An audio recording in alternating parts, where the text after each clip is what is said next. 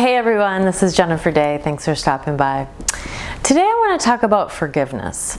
Forgiveness is one of the key ingredients when we're really arriving at the whole wellness package.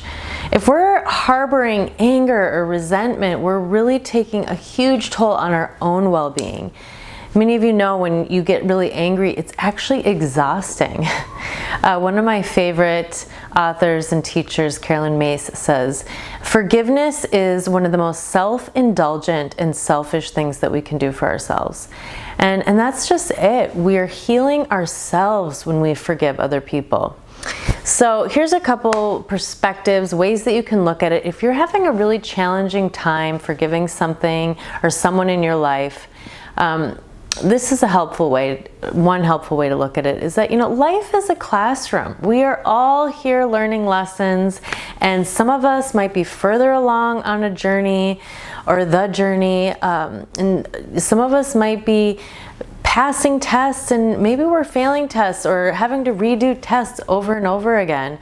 So one way to think of it and have compassion is that, maybe somebody's just at a different place than you are, and they're having their own struggles, whatever they might be, and just having compassion that they're at a different place than you are on your journey. Another really helpful way to look at it is that, we have these egos and we have these personalities, but underneath the personality, underneath the ego, there is a soul. And if you come from the perspective that there is a soul, a really helpful way to forgive people is that you're not forgiving their personality per se or their ego, but you're forgiving them on a soul level. If we strip away the personality, if we strip away the ego, there is a spark of goodness somewhere in there. And maybe they've lost touch with it, but there is a spark of light somewhere in there. And so forgiving them on a soul level, that's another great one. There was just actually a great article up at Standing Rock for the pipeline. The veterans actually did a whole forgiveness ceremony and actually got down on their knee and asked the Native Americans for forgiveness. And if you get a chance, check it out.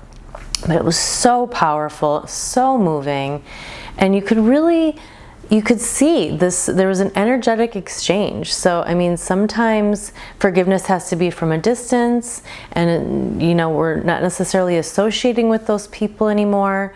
But sometimes it has to be, a really intimate and situation, face to face. And that can be really powerful and healing for both parties, not just ourselves. Last but not least, one of the most important things too is to forgive ourselves. Regret is another big one. If we're holding on to a lot of regret, that's a big area that we need to forgive ourselves and just really have compassion that we did the best that we could do with the circumstances or wherever we were at that part of our own journey. So I hope this was helpful information for you to practice the act of forgiveness. It's constant. Even if somebody cuts you off in traffic, another opportunity to practice the act of forgiveness and really free yourself of that energy. When you're free of that anger, it is more space for love, light, and joy. Please stay tuned and subscribe for more information.